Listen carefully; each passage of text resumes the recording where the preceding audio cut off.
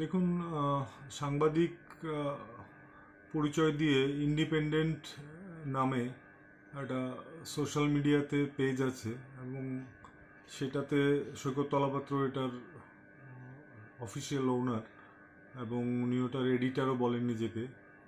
তো ওনার এগেনস্টে ওয়েস্ট আগরতলা পিএস 185/2023 একটা কেস রেজিস্টার হয়েছে আইপিসির বিভিন্ন ধারায় এবং ইনফরমেশন টেকনোলজি অ্যাক্টে এবং schedule caste and schedule tribe prevention of atrocities অ্যাক্টে। তো ওনার এগেনস্টে মূলত কমপ্লেনটা করেছেন শ্রীমতী ঝর্ণা দেববর্মা। উনি ত্রিপুরা, আপনারা জানেন, ত্রিপুরা মহিলা কমিশনের চেয়ারপারসন। তো বিভিন্ন রকমের স্ক্যান্ডালাস নিউজ বিভিন্ন লোকের নামে টাইম টু টাইম এই সৈকত তলাপাত্র, যিনি আসামি এই মামলার, উনি পাবলিশ করে গেছেন। এবং উনি যেটা করেছেন সেটা উনি খুব সম্ভবত ত্রিপুরার বাইরে থেকে করেছেন। এবং গত অক্টোবর মাসের 6 তারিখ ওনাকে ত্রিপুরার পুলিশ অ্যারেস্ট করতে পারে পশ্চিমবঙ্গ থেকে এবং সেখানে আনে, সেখান থেকে আগরতলা নিয়ে আসে। আগরতলা আসার পর 6 তারিখ ওয়েস্ট আগরতলা পিএস, যে কেসটার নাম্বার আমি বললাম এখন, সেই কেসে ওর 14 দিনের রিমান্ড চায়। পুলিশ চায় যে ওকে যাতে হেফাজতে নিয়ে জিজ্ঞাসাবাদ করতে পারে, কিন্তু সেদিন police up to date case diary কোর্টে প্রডিউস করতে পারেনি। তো সেই জন্যে পুলিশের প্রেয়ারটা রিজার্ভ রেখে দেওয়া হয়। তো তারপর আজকে এই মামলায় রাজ্য সরকারের তরফ থেকে আমি স্পেশাল পাবলিক প্রসিকিউটর হিসেবে এপিআর করি এবং আমরা কোর্টে আপ টু ডেট সিডি, যেটা কেস ডায়েরি যেটাকে বলে, সেটাকে আমরা প্রডিউস করি। এবং সেখানে দেখা গেছে যে মাননীয় আদালতও বলেছেন অর্ডারে যে সৈকত তলাপাত্র, ওনার এগেনস্টে যথেষ্ট ইনক্রিমিনেটিং এভিডেন্স আছে সিডির মধ্যে।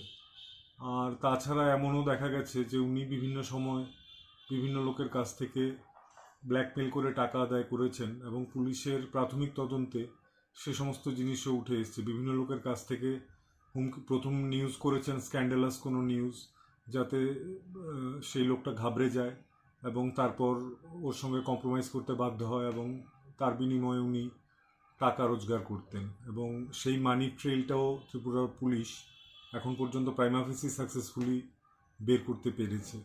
তো এই সমস্ত বিষয় পুরো তদন্ত করে দেখতে গেলে ওনার পুলিশ হেফাজতে নেওয়া ওকে খুবই জরুরি ছিল। তো সেই প্রেয়ারটা পুলিশ করেছিল গত 6ই অক্টোবর। তো সেটা শুনানি আজকে হয়েছে। তো মাননীয় আদালত সব কিছু দেখে শ্রী সৈকত তলাপাত্রকে 7 দিনের পুলিশ হেফাজত দিয়েছেন। পশ্চিম আগরতলা থানায় ওনাকে রেখে জিজ্ঞাসাবাদ করা হবে।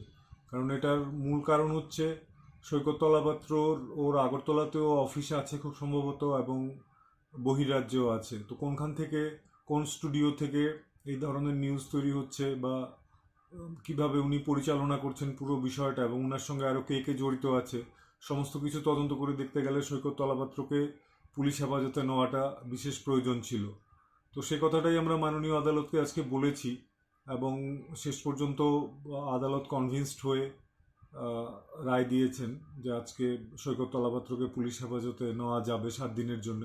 এবং সেই সঙ্গে আরেকটা জিনিসও পুলিশের তরফ থেকে চাওয়া হয়েছিল, সেটা হচ্ছে আপনার সার্চ ওয়ারেন্ট, যেটা সৈকত তলাপাত্র যে সমস্ত হার্ডওয়্যার ইউজ করে উনার স্টুডিও চালাতেন বা এই ধরনের স্ক্যান্ডালাস নিউজ উনি ব্রডকাস্ট করতেন বা টেলিকাস্ট করতেন, সে সমস্ত জায়গার সেট আপে পুলিশ যদি তদন্ত গিয়ে না করে এবং সে সমস্ত হার্ডওয়্যার যদি সিজ না করে, তাহলে এই মামলা সম্পূর্ণ হবে না তদন্ত। তো সেটাও আমরা মাননীয় আদালতকে ফর্চুনেটলি বোঝাতে পেরেছি এবং মহামান্য আদালত আলটিমেটলি অর্ডার দিয়েছেন যে পুলিশ রাজ্যে এবং বহিরাজ্যে ইন্ডিপেন্ডেন্ট যে নিউজ চ্যানেল আছে সেটার অফিসগুলোতে গিয়ে সার্চ এবং সিজ দুটোই করতে পারবে। আর সেই সঙ্গে সৈকত তলাপাত্র ওনার তরফ থেকে ওনার আইনজীবীরা জামিনের আবেদন করেছিলেন, মাননীয় আদালত সেই আবেদনও খারিজ করে দিয়েছেন।